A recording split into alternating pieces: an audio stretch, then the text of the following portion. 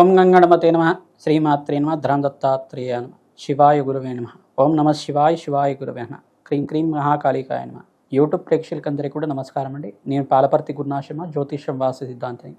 మీకంతా కూడా గోచారరీత్యా గ్రహాల యొక్క స్థితిగతి, వాటి ప్రభావం అంతా కూడా మేషాది ద్వాదశ రాశుల వాళ్ళకి వార ఫలితాల్లో భాగంగా జూలై నెల ఈ వారం అంతా కూడా గ్రహస్థితి ఏ రకంగా ఉంటుందో తెలుసుకుందాం. ప్రధానంగా చూసుకుంటే గోచార చక్రంలో అంతా కూడా ఈ యొక్క శని భగవానుడు అంతా కూడా వక్రగతి సంచారం జరగబోతుంది. ఈ నెలలో అంతా కూడా విశేషంగా చూసుకుంటే 27వ తారీఖు నుంచి అంతా కూడా శనీశ్వరుడు వక్రగతి సంచారం జరగడం, ప్రధానంగా శని భగవానుడు అంతా కూడా ఇక్కడ ప్రభావం అనేది చూపిస్తూ ఉంటారు. మరియు ఇక్కడ చూసుకుంటే మీనరాశిలో సంచారం శని భగవానుడు సంచారం జరుగుతుంది. ప్రధానంగా అంగారకుడి సంచారం అంతా కూడా వృషభ రాశిలో సంచారం జరుగుతుంది. ప్రధానంగా చూసుకుంటే సూర్య భగవానుడు అంతా కూడా మిథున రాశి నుంచి 15వ తారీఖు తర్వాత నుంచి ఇక్కడ కర్కాటక రాశిలో బృహస్పతి పాటు కలియికలో ఉంటారన్నమాట. ఈ యొక్క కర్కాటక రాశిలో 3 గ్రహాల కలియిక. ప్రధానంగా చూసుకుంటే బుధ భగవానుడితో పాటు యోగంలో ఉన్న రవి భగవానుడు, బుధాత్య యోగంలో ఉన్న రవి భగవానుడు అంతా కూడా మార్పు చెందడం, మిత్రగ్రహంతో పాటు కలిసి ఉండడం, ఉచ్చస్థానంలో ఉన్న అతిచారంలో ఉన్న బృహస్పతి పాటు కలిసి ఉండడం రాజయోగ కారణంగా ఉండడానికి ఆస్కారం ఉంటుంది. జూలై మాసంలో ఈ యొక్క 12వ తారీఖు నుంచి 18వ తారీఖు దాకా గ్రహస్థితి ఏ రకంగా ఉంటుందో తెలుసుకోవడం జరుగుతుంది. కేతు యొక్క సంచారం అంతా కూడా సింహరాశిలో సంచారం జరుగుతుంది. శుక్రుడి యొక్క సంచారంలో ఈ మాసంలో ప్రధానంగా చూసుకుంటే కేతుతో పాటు సంయోగం అనేది ఉంటుందన్నమాట, కలియుక అనేది ఉంటుంది. ప్రధానంగా కేతు శుక్రుడు కలియిక, ఇక్కడ బృహస్పతి శుక్రుడు మరియు రవి భగవానుడు కలియిక అంతా కూడా ఈ యొక్క మాసంలో జరుగుతూ ఉంటుంది. మరియు రాహు యొక్క సంచారం అంతా కూడా కుంభరాశిలో సంచారం జరుగుతుంది. ఈ యొక్క సంచారం అంతా కూడా ఈ రకంగా ఉంది. ప్రధానంగా చంద్రుడి యొక్క సంచారం అంతా కూడా ఈ వారంలో విశేషంగా అంతా కూడా బృహస్పతితో పాటు కలియికలో ఉంటారు. ప్రధానంగా చూసుకుంటే గజకేసరి యోగం అంతా కూడా సిద్ధించడానికి ఆస్కారం ఉంటుంది. రాజ్యయోగ ప్రాప్తి రావాలన్నా బృహస్పతి అనుగ్రహం కావాలి, మరియు శుక్రుడి యొక్క అనుగ్రహం కావాలి. విపరీత ధనయోగ ప్రాప్తి రావాలన్నా ఇక్కడ శనీశ్వరుడి యొక్క వీక్షణ, శుభ వీక్షణ అనేది ఉండాలి.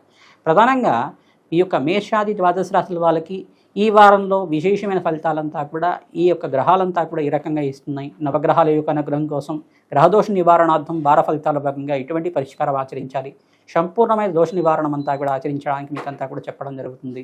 ప్రధానంగా చూసుకుంటే ఈ యొక్క జూలై నెల మాసంలో ప్రధానంగా అమావాస్య కూడా 14వ తారీఖు రోజున వస్తుంది. మరియు అమావాస్య రోజున ఎటువంటి పరిష్కారం ఆచరించాలి.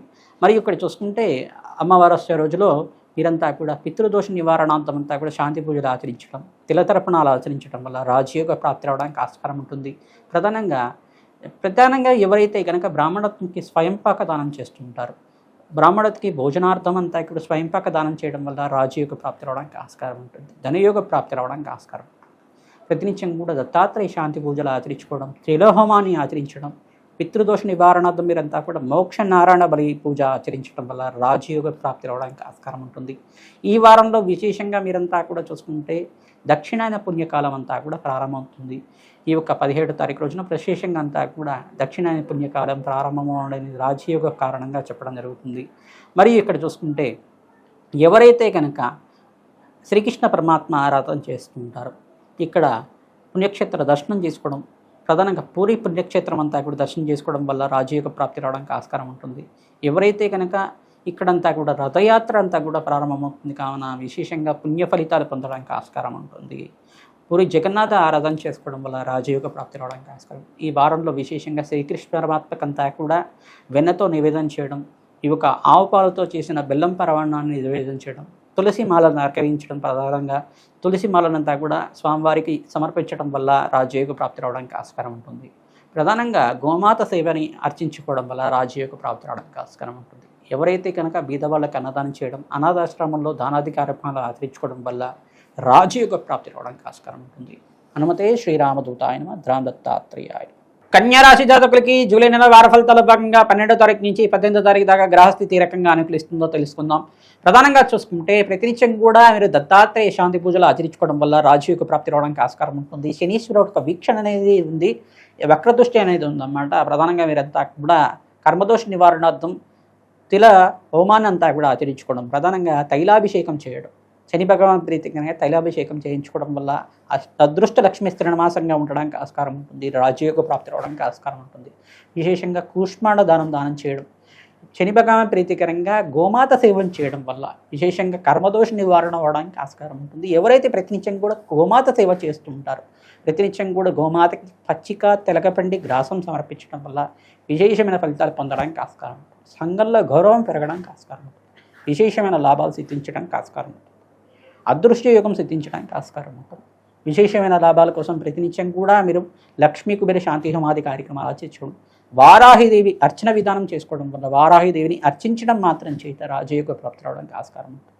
ప్రధానంగా మీకంతా కూడా చూసుకుంటే ఈ 14వ తారీఖు రోజున విశేషంగా పితృదోష నివారణార్థం పితృదేవతల ప్రీతికరంగా ఎవరి పితృదేవతలు అయితే గతించి ఉన్నారో వాళ్ళంతా కూడా తిలతర్పణాలు ఆచరించండి. స్వయంపాక దానం చేసుకోవడం వల్ల రాజయోగ ప్రాప్తి రావడానికి ఆస్కారం ఉంటుంది. సంఘంలో గౌరవం పెరగడానికి ఆస్కారం ఉంటుంది. విశేషమైన ఫలితాలు పొందడానికి ప్రతినిత్యం కూడా సుబ్రహ్మణ్య స్వామి వారి ప్రీతికరంగా శాంతి పూజలు ఆచరించండి. ప్రధానంగా సుబ్రహ్మణ్య స్వామి వారి నామాన్ని జపం చేసుకోవడం వల్ల అప్పుల బాధలు తీరడానికి ఆస్కారం ఉంటుంది. కావున ఓం శారవణ భవాయ నమః నామాన్ని జపాన్ని ఆచరించండి. రాజయోగ ప్రాప్తి రావడానికి ఆస్కారం ఉంటుంది.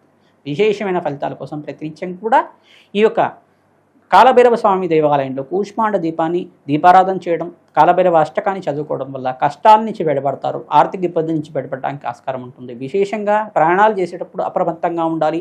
దూర ప్రయాణాలు చేసేటప్పుడు వాహనాలు నడిపేటప్పుడు అప్రమత్తంగా ఉండడం మీకంతా కూడా చెప్పదగే సూచనగా చెప్పడం జరుగుతుంది.